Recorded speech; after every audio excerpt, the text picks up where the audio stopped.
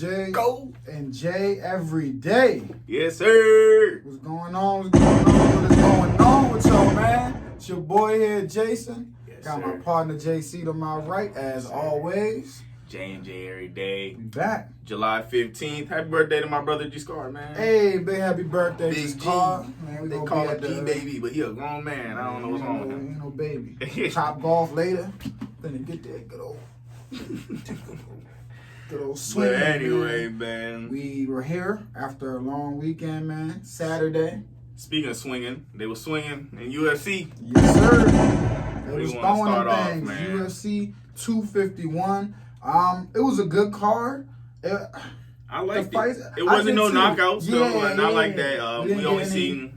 Nothing really I didn't see a explosive. knockout. Yeah, I didn't see any. But you watched the earlier cards. Yeah, there was. I think there was one or two knockouts in the earlier cards, but other than that, you know, it wasn't a real explosive. A lot of decisions, a lot of fights went the distance, but they were all, for the most part, really good fights. Hey, I liked them. They were all entertaining to me. Which one did you want to start off with? The main card, or we could just start with the little ones first? Yeah, let's start out with a couple of the smaller ones and then just build it up. Amanda Ribas continues her 10-1 with a submission early. She just dominated Paige Van Zant. She came back after breaking her arms. What was it, 3 or 4 times and won 3 times in 1 year. And she got put in the arm bar, and I do not blame her for tapping out really quick. Man, that arm bar was, listen, if she didn't tap out, when she tapped out, She was going to break her arm again. it was going to be, a fourth time. It was going to be a fourth arm break for her. Nasty. So she took the L of round one's arm bar 2 minutes and 21 seconds into the first round, man. So Amanda Ribas moves on to 10-1 now. Paige Van Zant sits at 8-5. Next fight came down to a decision. They fought all the way down to the 3rd round. Mm-hmm. Rose Namajunas, where is she from? Was it Detroit or am I wrong? I believe so. It was like Oregon or something. Washington. I'm definitely wrong. One of those in the corner places. But anyway, she came back and beat the Brazilian Jessica Andrade. Andrade almost came back and knocked her out in the last round. I was telling Rose, you better take the Floyd route. I mean, well, I wasn't telling her, but I was screaming at the TV. He was, though. I was screaming at the TV, take the Floyd route, back up. Let her. Be on the defensive. You scored enough points. You back up, man. But she showed her heart, and she won, but she almost lost. Yeah, exactly. She almost fumbled the bag. She improves She to looked 10-4. Jessica Andrade drops to 20-8. Yeah, man. Andrade almost got that last round, though. Really close. And then after that fight, we moved on, and the title fights. The Bantamweight title fight was between Peter Yan, who was 14-1 coming in, and Jose Aldo, who was 28-6 coming in. Peter Yan took him down, man. KO in round 5. About 3 minutes, 24 seconds left, man. Knocked him out, and that's it. Peter Yan, 15-1. And at the end of that, man, he just wasn't defending himself, man. I really thought the fight didn't even need to go that long. Yeah, it didn't. I was surprised. That whole last round was actually, I didn't like it, man. I was very surprised that it went that long, as long as it did. We were just watching the man get beat up and no reply, bro. Like nobody. I mean, the total study he's a busy man. Hold on, man. You gotta take this one. No. We gonna tell Keon to say what's up, and you gotta leave. Hey, man, we doing the show, man. Just say what's up and bounce. This Keon, he got us most of these jerseys that's up here. Big shout out to him. Yes, shout sir. out to the man Keon, man. We appreciate you. But yeah, send us what we he getting us more jerseys, you know what I'm saying? Exactly, yeah. Send us what we owe you. Sorry we gotta cut you off, but yeah, call you back later, bro. Alright, stay safe. Sorry about that, guys. We get some more jerseys in, man. We got Peyton Manning, Ed Reed, and who else? Peyton Manning, Ed Reed, and Adrian Peterson. Vikings days. Adrian Peterson coming soon to a wall around us. Yeah, we doing this some more. Exactly. Where are we at? Oh yeah, Jose Aldo. Yes. And much respect to him. He's 28-7.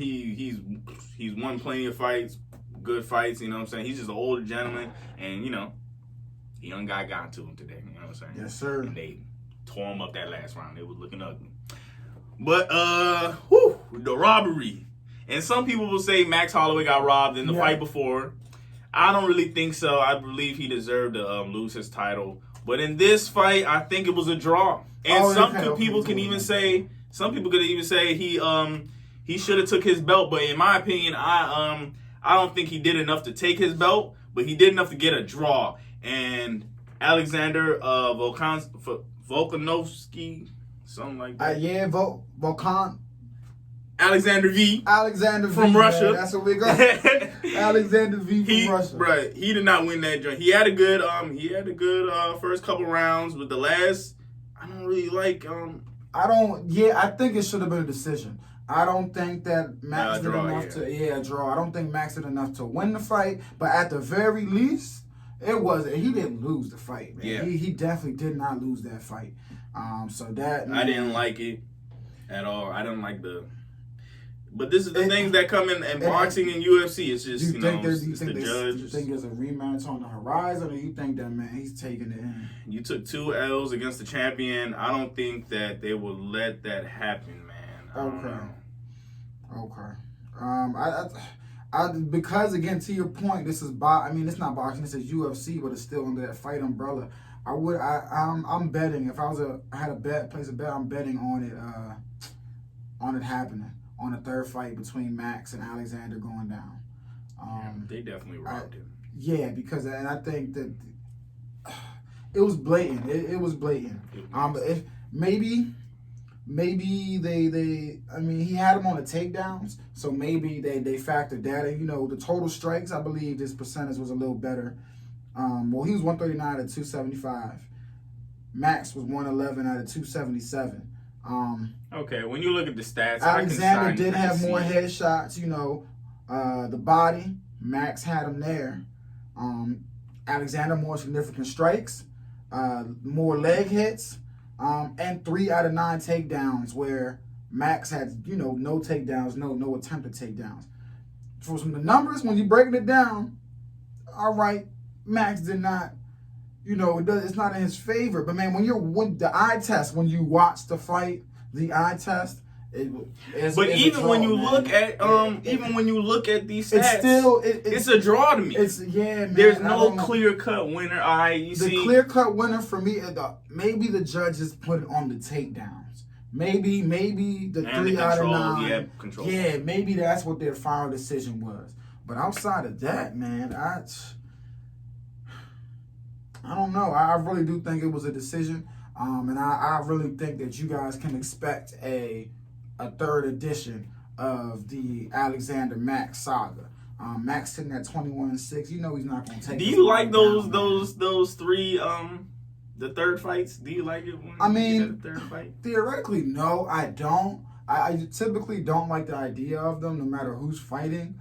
But I do. I'm not going to lie and say when that third fight does arrive. Well, in this situation, though, it'll be different because it'll be 2-0. If it's like a 1-1 split, 1-1, that's we're different. going to the third fight, yes. I'm talking about the 2-0. If it's a 2-0, no, I get where you're going. I'm not looking. Now, I feel like he got robbed, but at the same time, I feel like he needs a couple more fights to even get to that title thing, to that title match again. Yeah, okay, yeah. I don't think the rematch should come like that. I do think he should have, and this kind of foreshadowing, because we'll get to this as well, with Masvidal. I don't think the rematch should come like that. To your point, I think you lost. Now you have to at least 2 fights, I think. You got at least 2 fights. You lost, knock you back down. He's not a bad fighter. So 2 fights, title fight again. So, but I don't think he should be awarded that. Someone else's turn. The main fight, the main event. Man. The main one, man. Welterweight. Kamaru Usman.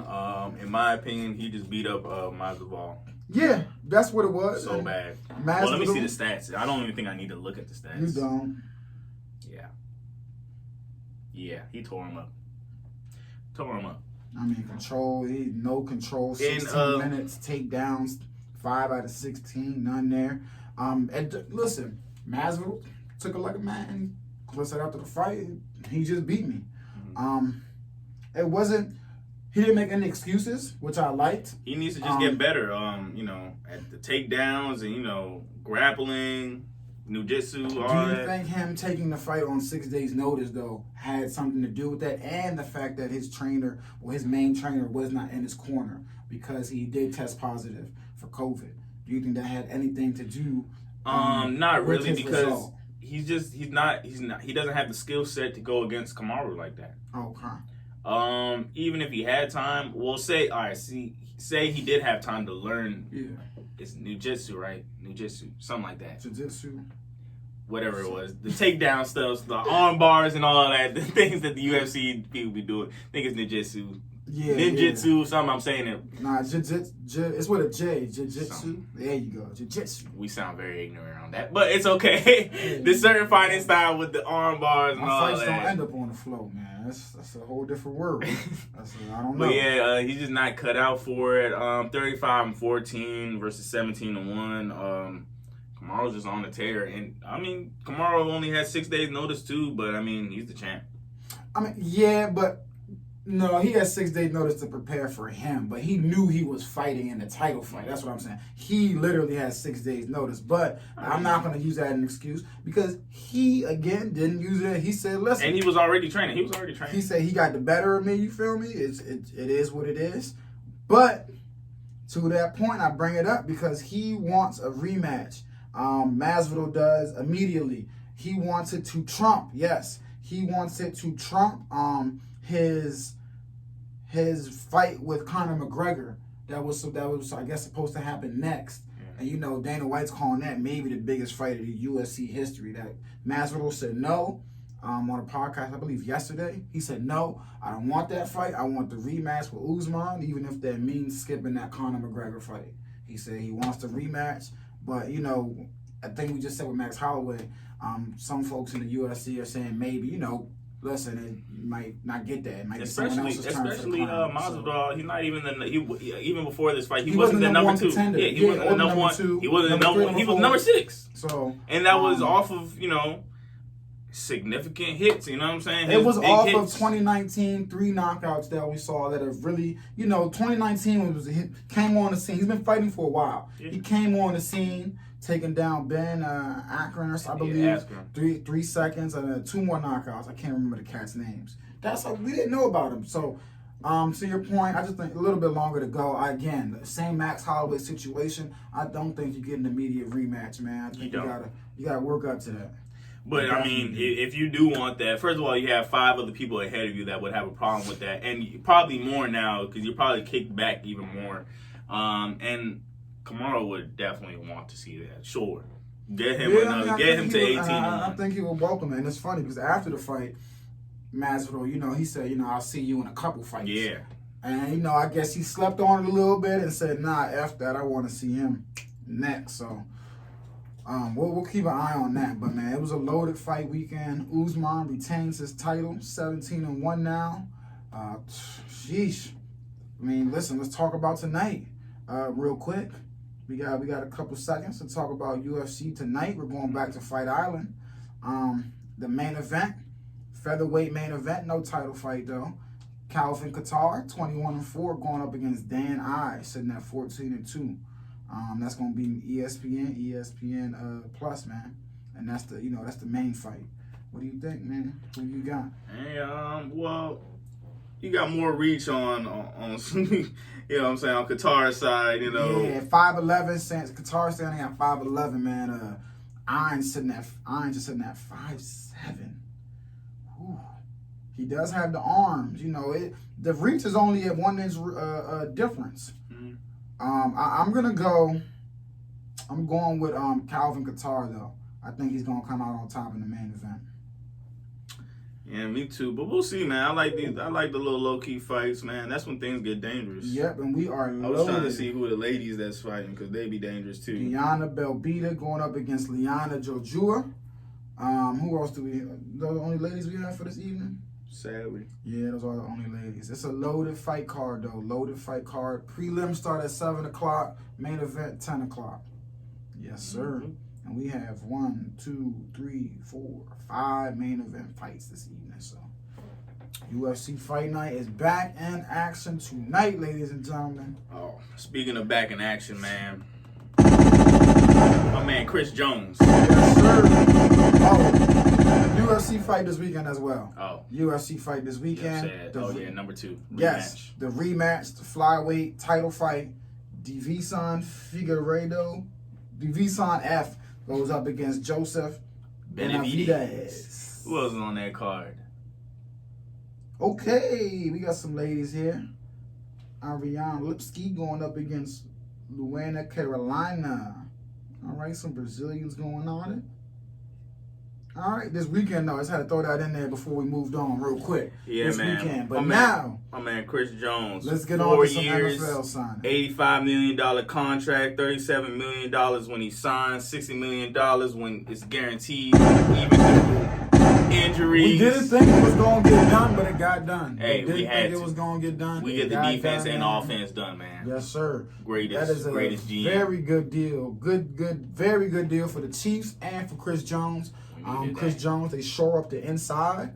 He's one of the, premier pass rushers in the league, and one of the premier run stoppers in the league. So, yeah, man. Most, if not all, of our personnel's coming back.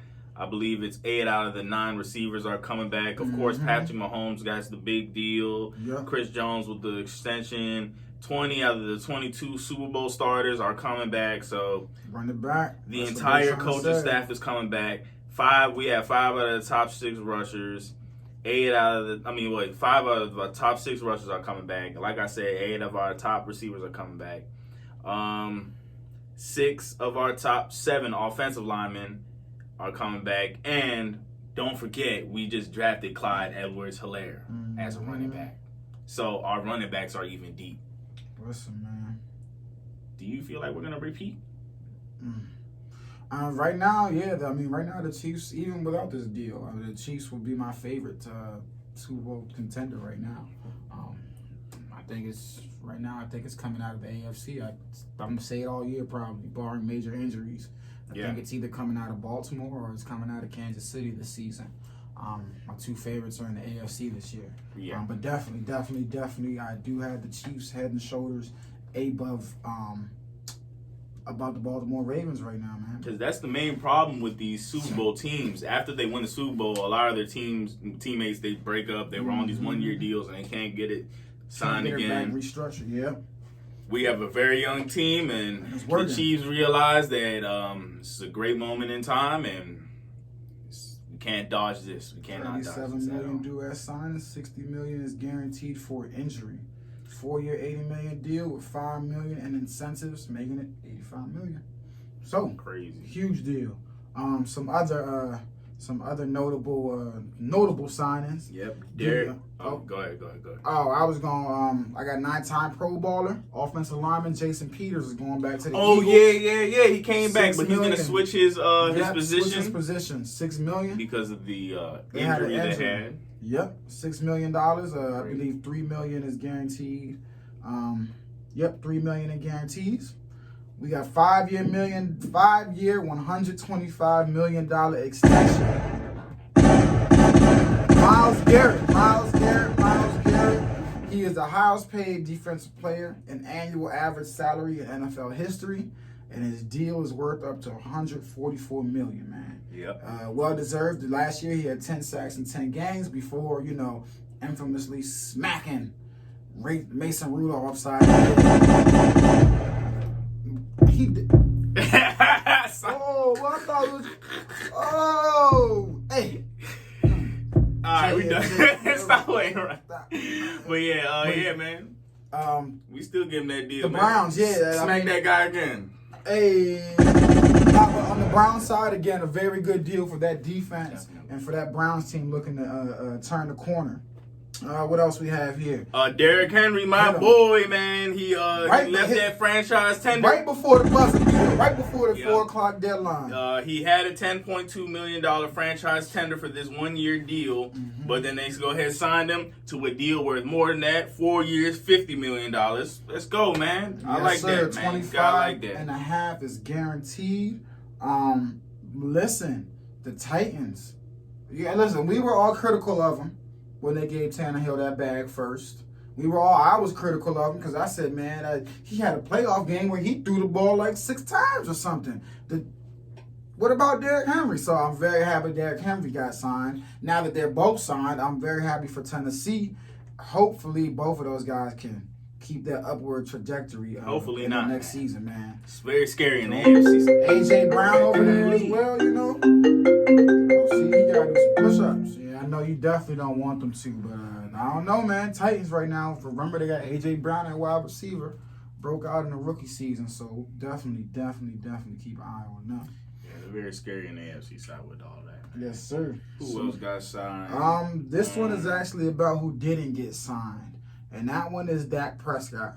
It looks like he's gonna play, on the 1 year, $31.4 million franchise tag, and he will just become the third quarterback ever to play out a season on the tag. Breeze and Cousins did it 2 times. And the second tag next year will give him what? $37.69 million, bringing his 2-year cash flow $69.1 million. So Dak again, they're at odds. I believe the Cowboys want a 5-year deal, and Dak Prescott wants that 4. I don't think that's the problem. I just think the Cowboys just don't trust him.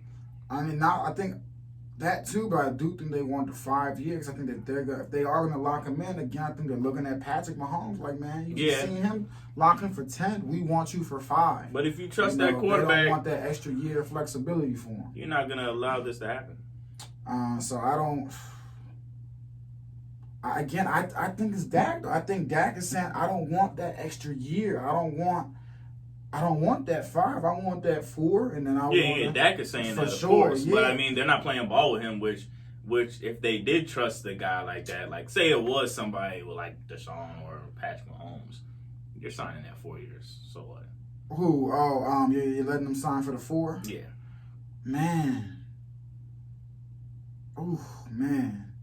I don't know. I want you for 5 though. I don't want you for 4. I guarantee you, if Patrick Mahomes said, "Nah, I don't want no 10 years. I want 4 years," they'd be like, "All right, cool, 4 years, boom." Man, I'm gonna Done tell deal. him 5. We need 5 because if you want to risk putting somebody that you really trust, and we don't have to use Patrick Mahomes, we can use Deshaun Watson or anybody else that's a trusted quarterback, Russell Wilson, and you would want to risk him being on a franchise tag and would eventually either be a free agent or you'd have to sign him he'd have to sign another franchise tag. I don't know. I don't think they would do that to somebody that they truly trust with their franchise. That's a good point. I don't know, man. I like you said, all the 3 quarterbacks that did play on the franchise tag didn't stay on that team. Kirk Cousins left after being franchise tagged twice, and Drew Brees left from the Chargers as well. Okay. Do you think Dak's staying or going after these 1 year, 2 years that they have? I think Dak's gonna move on. Actually. Yeah, I think they're gonna have to. I think Dak's gonna move on because I don't think the Cowboys are gonna trust him. If you don't trust him this year, why would you trust him in 1 or 2 years when the price is gonna be even more? Yeah, the price is gonna go up. I think he's gonna move on because I don't think they'll be able to come to terms with a deal. To your point, I think next year they'll probably try to franchise him again. So yeah, I think Dak's gonna move on. We'll see though, man. I'd love for him to get up out the NFC East, go somewhere else. He's a pretty good quarterback. I don't need him bothering me, for real. So, signing deadline over. Franchise player contracts. Here's a couple guys that did not get any deals done. Franchise players. I'll name off a couple too. Dak Prescott, AJ Green, Hunter Henry, Brandon Sheriff, Joe Tooney, Matt Judon, Yannick Ngakoue. Well, we already knew Ngakoue. Yep. Both the teams don't want each other. The team and the player don't want each other. He's requested a trade months ago. I wonder how that's going to go. Leonard Williams, Bud Dupree, Shaq Barrett, Justin Simmons, and Anthony Harris. So those guys be free agents upcoming. Also, Joey Bosa, I think he has a year or 2 left, but even them, they didn't extend him or AJ Green. AJ Green, he's on the franchise tender. They have not talked honestly since he injured his ankle. Yeah, and I guess we'll just see how that happens. Green, I think he's gonna.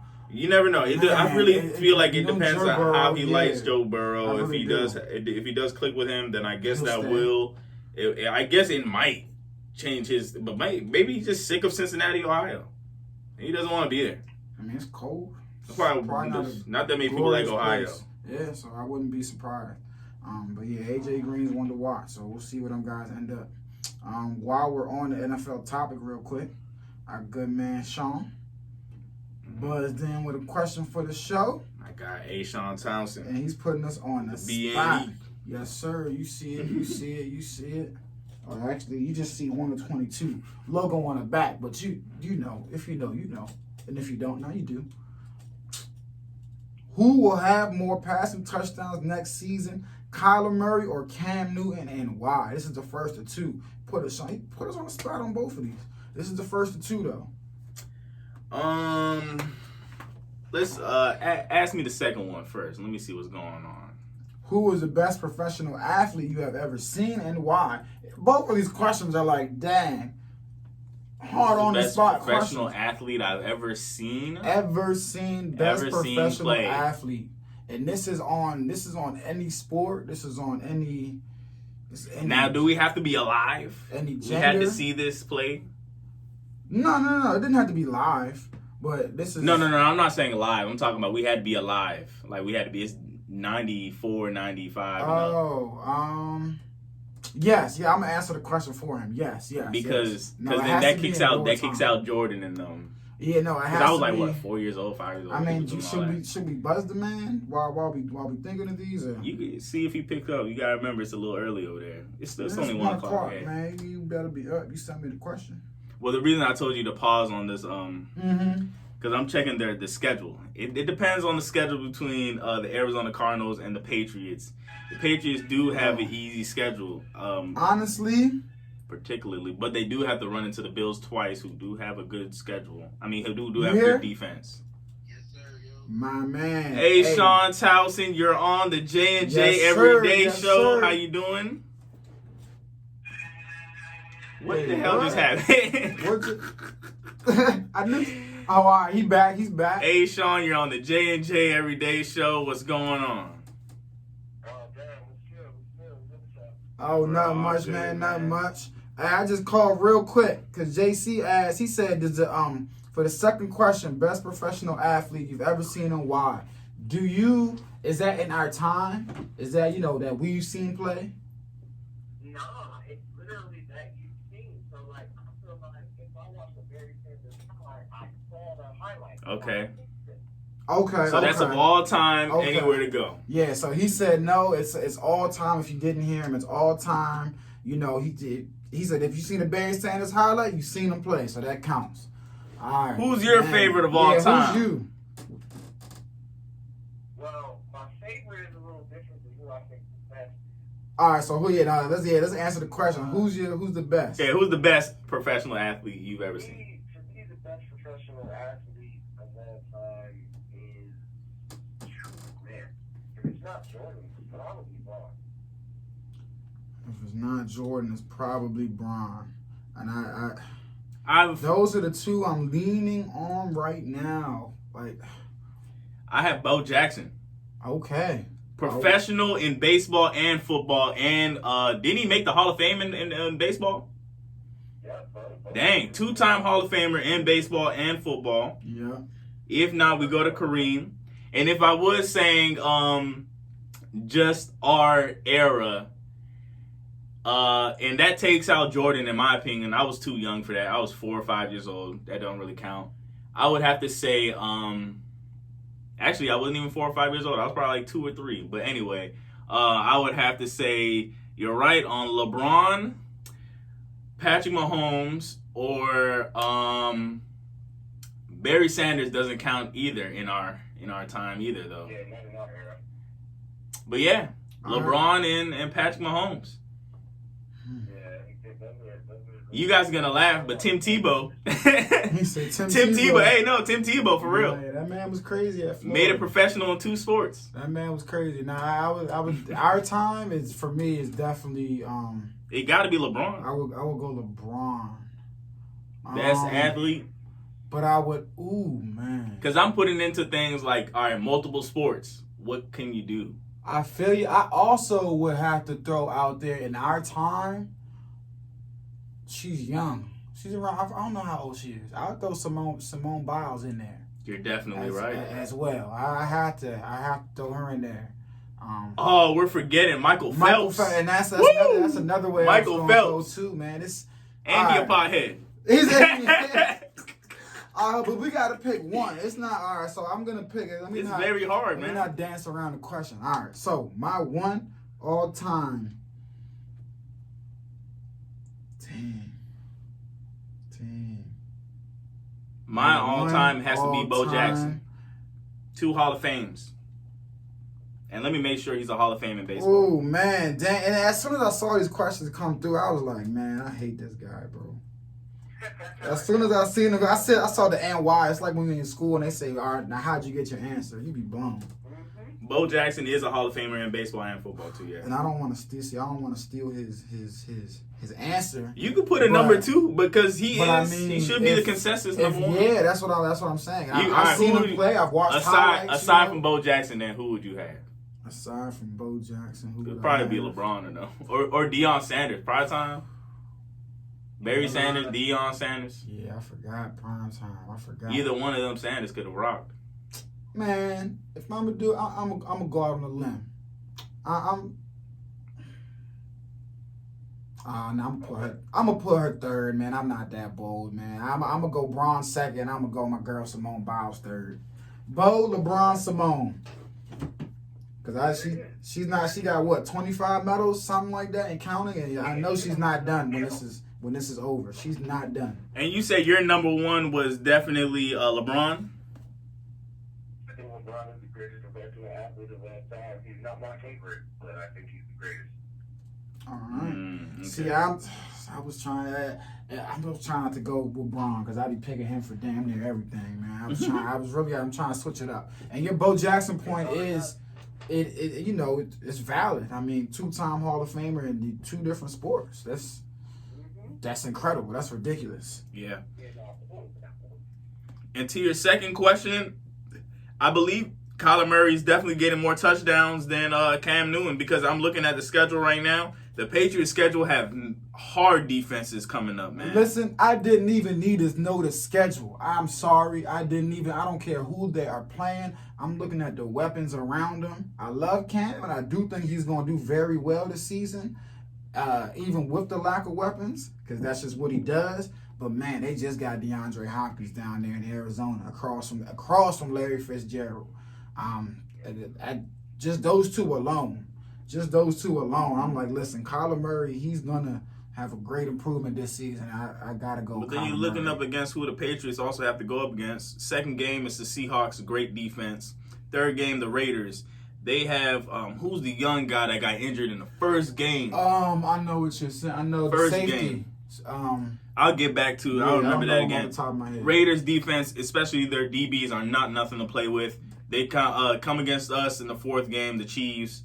That's not going to. Broncos next, then the 49ers, then the Bills, the Jets. That might be an easy game defensively. But wait, maybe. You got the Ravens next. Ravens right after, so enjoy that break. Texans might be a break. Might be a break on defense. Depends how J.J. Watt is this year. Yeah, this man's always glass. Yeah, you don't want to mess with J.J. Watt, man. Glass. But yeah, no, I definitely think it's going to be Kyler Murray. Definitely. By far, too. At least 5 or 7 touchdown on top of Cam Newton. Really? 5 or 7? Yeah, definitely. I think it'll be I think it'll be at most 5. I won't go 7. I think at most 5. I do think that though. What about you? Who you got? I struggle with the question honestly, just because if we're going penetrated accountability at this time, I think Kyler has more weapons and he probably has a higher ability. Definitely, he has more weapons and ability. So that makes me feel like I should go with him, right? But however, I would be remiss if I was using an element to the argument. Cam Newton is not going to be coached by the greatest coach that ever existed in my time for football. And an OC who works in close partnership with that head coach. So I'd be crazy to believe they're not going to scheme up ways for him to throw the ball into the end zone. They definitely will. Yeah, it's a tricky one. but even last year, the Patriots did not score a high number. It's because they had Tom Brady throwing and they ducks. had a great defense. So I think that they're just focused more about playing the game right instead of trying to shape. They're gonna shape Cam Newton right into the offense right, but they're not gonna change their whole scheme just for Cam Newton. Well, I think I that's where me and you definitely do not agree right there, man. Bill Belichick has never been able to open the playbook like he's about to be able to open it up, man. I definitely think they're going to change up some things for How Cam so? Newton. And I've never seen a man look so motivated in my life. Yeah, Definitely. I don't. He's coming back with a vengeance. He said he's taking note of all the teams that left him out there for dead and all that. He's coming back, listen, and I think he's ready to go and healthy. I'm scared. Yeah, it'll be interesting. For sure. Shoot.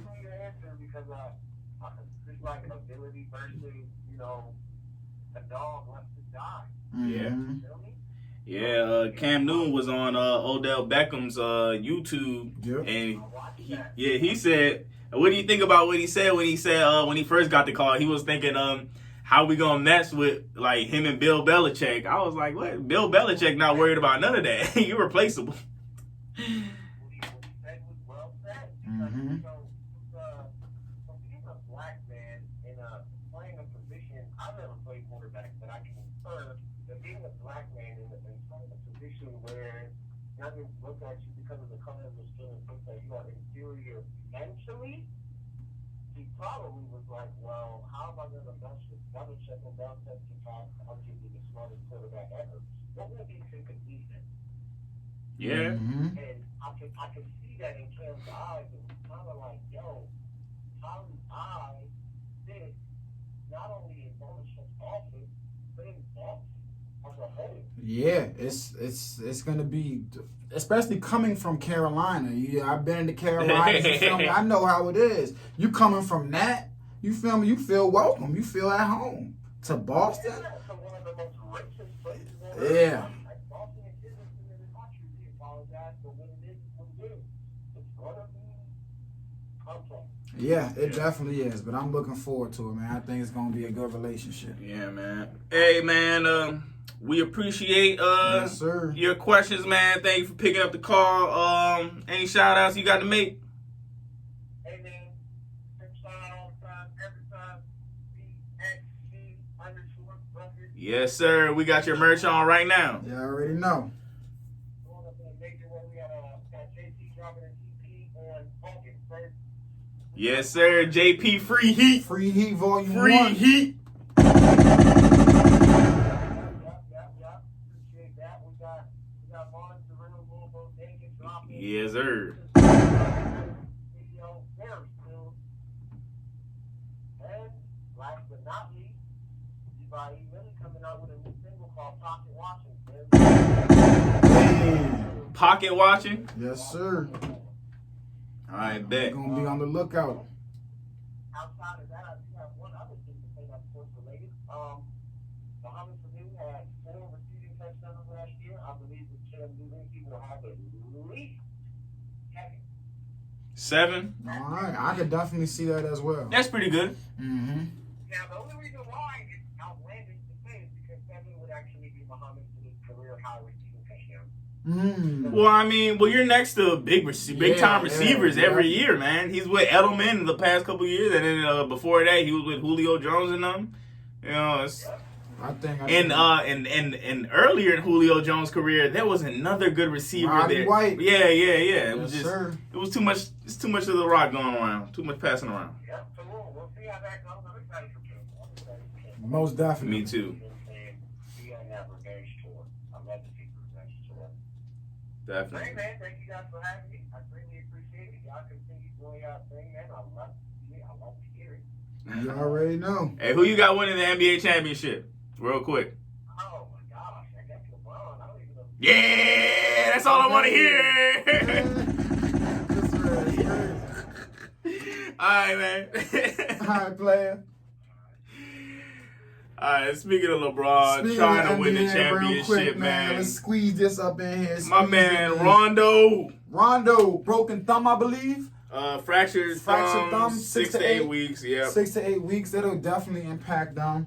Probably be out for a first round, but he should be back in the second. Already missing out on Avery Bradley. It's funny, we were talking about the last episode, Alex Caruso. What was the one before that? I think it was the either HMO. Yeah, I think it was the HMO. We were talking about Alex Caruso, and he gonna have to step up now. Yep, him and Quinn Cook. He gonna be stepping up big time. I don't know who they're gonna have starting at the point guard, but those are our only point guards.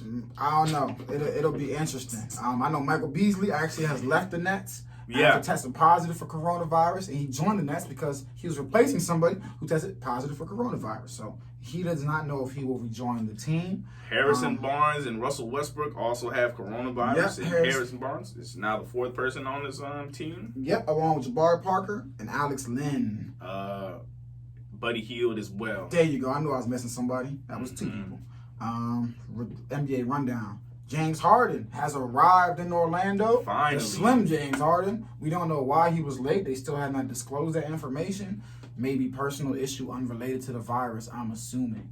But James Harden has arrived. And Jokic, who was at the bubble, has cleared the quarantine protocols. And he has rejoined his team. So he's ready to go as well. The slim down Jokic, I should say as well. I feel like everyone took this time off and just decided let's all slim down, which is smart. Because they know that they're going to be coming back and, it's going to be fast-paced.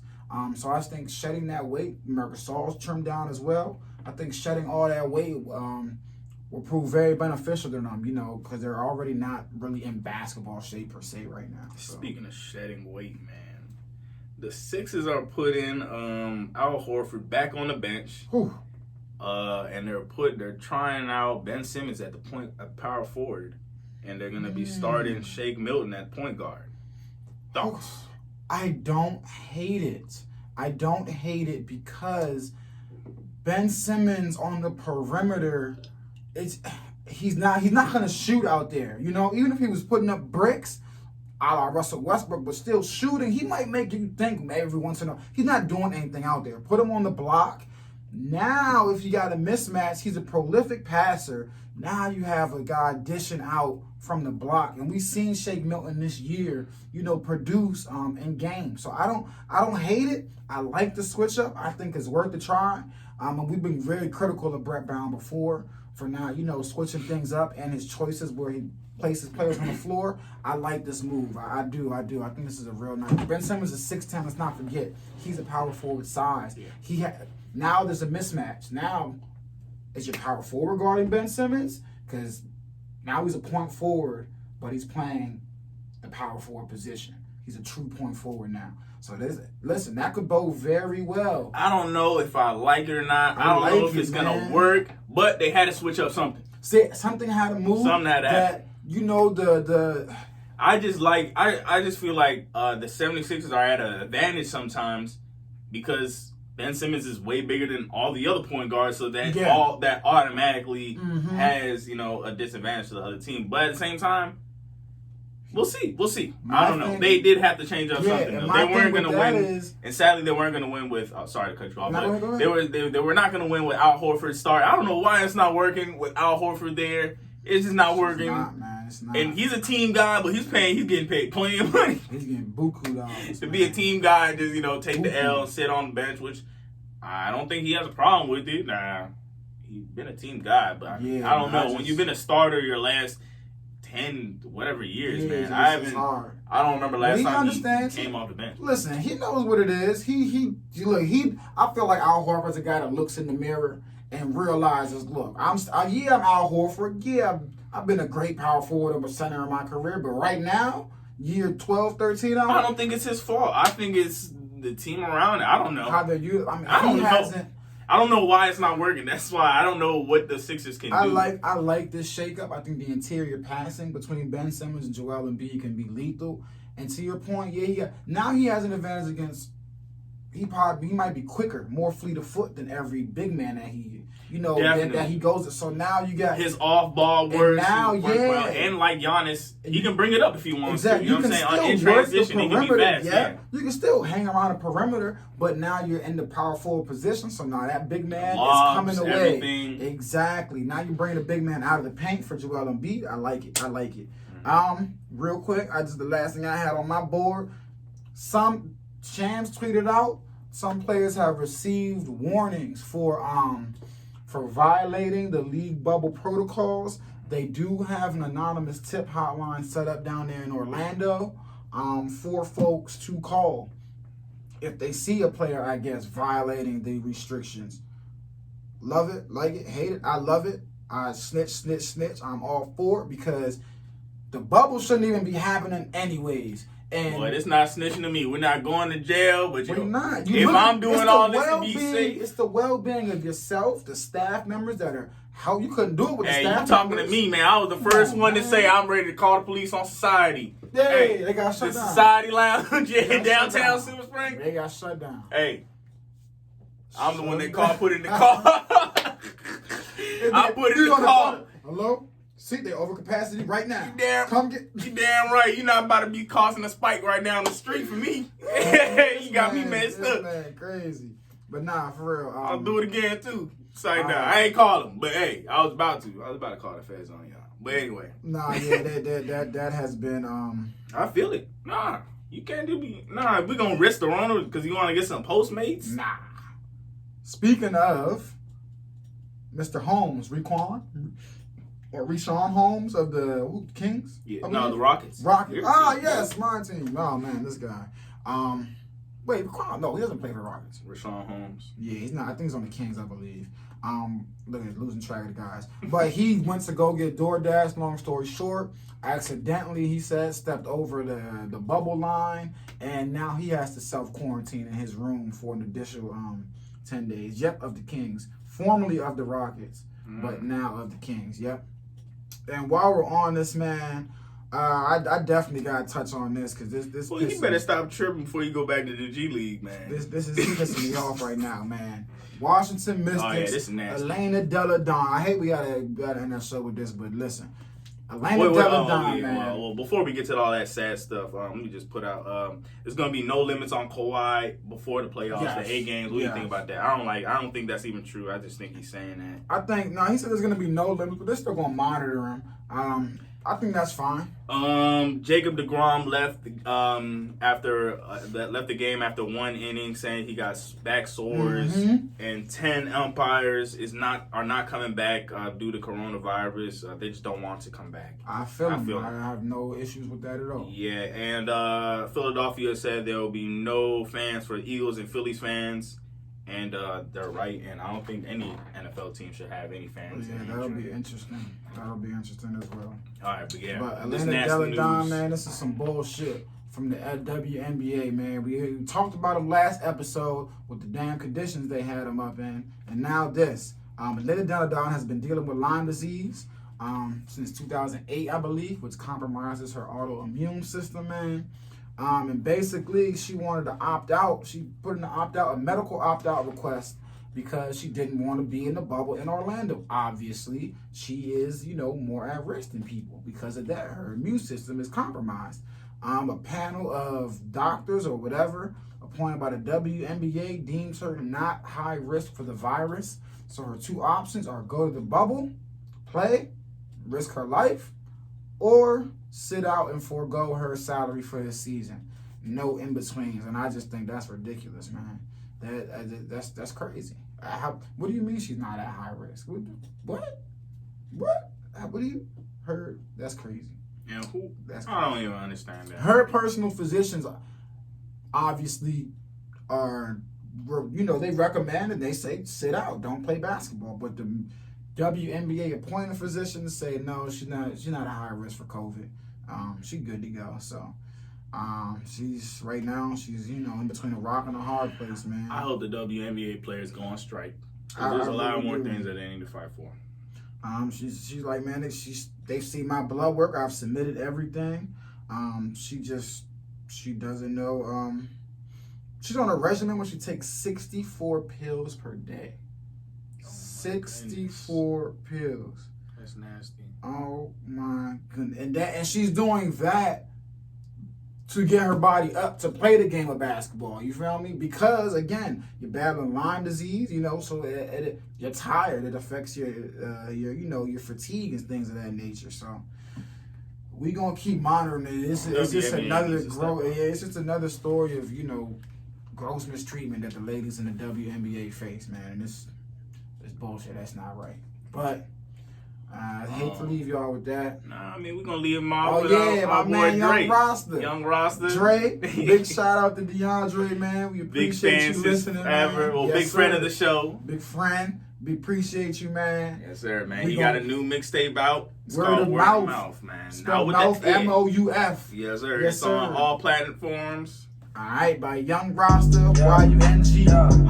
Hey, hey, You know you have no friends.